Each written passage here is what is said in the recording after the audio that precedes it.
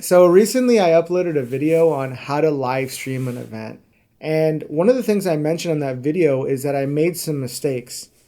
So I decided, you know what?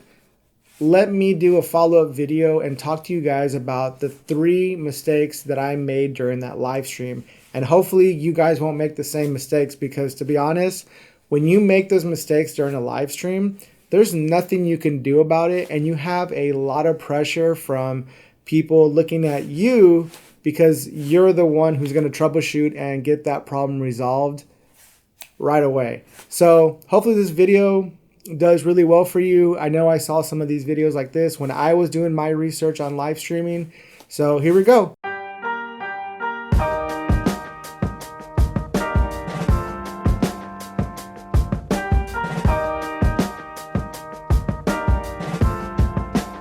Mistake number 1 was not being familiar with all the creative assets that I was going to put in the video switcher.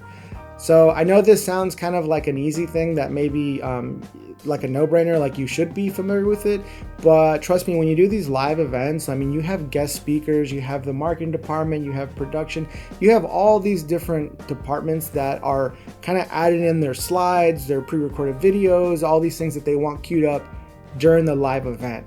So believe me, it's a lot of files, and it's really all about kind of organizing the file name, but also just being very familiar with it, because if there's something missing during the live event, you can quickly find the problem, and because you're familiar with the creative assets, so you'll know when something's missing, or you'll know if something is not named correctly, or if you play a pre-recorded video, you'll know, hey, that's not what I thought I was going to play.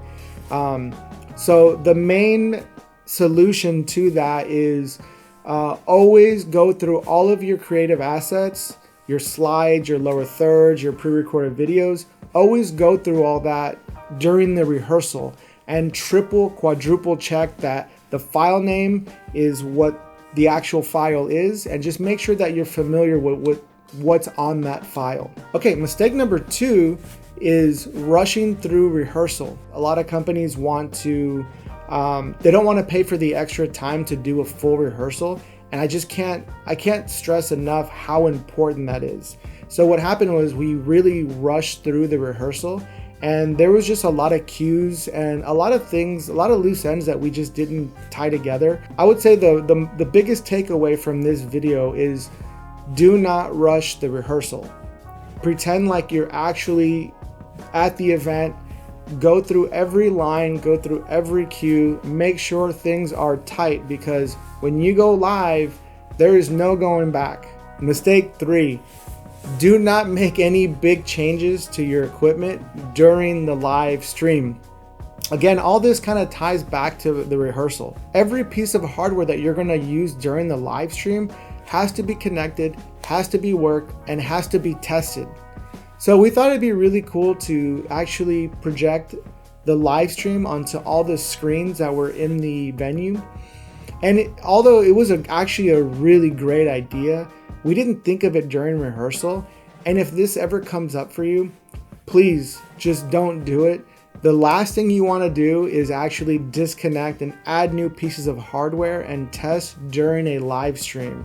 And again, it's one of those things that, like, you think it's a no-brainer, that a mistake that you wouldn't make, but I just think that you get caught up in the moment. So I know the title of this video may seem kind of negative, like mistakes, like why would I talk about mistakes I made during a live event? I'm trying to sell myself to get more live events. So really this video is just for people who are trying to get into live streaming. So I just thought that, you know, I'm a firm believer in learning from your mistakes. I'm hoping also that I can even, you know, save you guys from making those mistakes, because in the moment, you know, when you're doing live, there's just a lot of pressure, and you know, and if you're passionate about what you do, you're gonna want to like push to make things look better. In any other circumstance, you have kind of time to kind of fix things in post.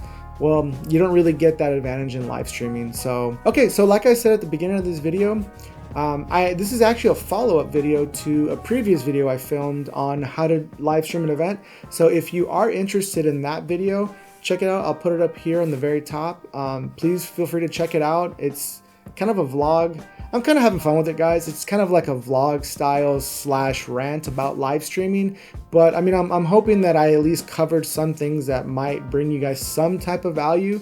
If so, please let me know in the comments. You know, if it didn't, same thing, let me know in the comments. If there's something that maybe you wanted to hear about in the video and that maybe I didn't provide, feel free to hit me up in the comments and I'll be happy to explain to the best I can on what that might be.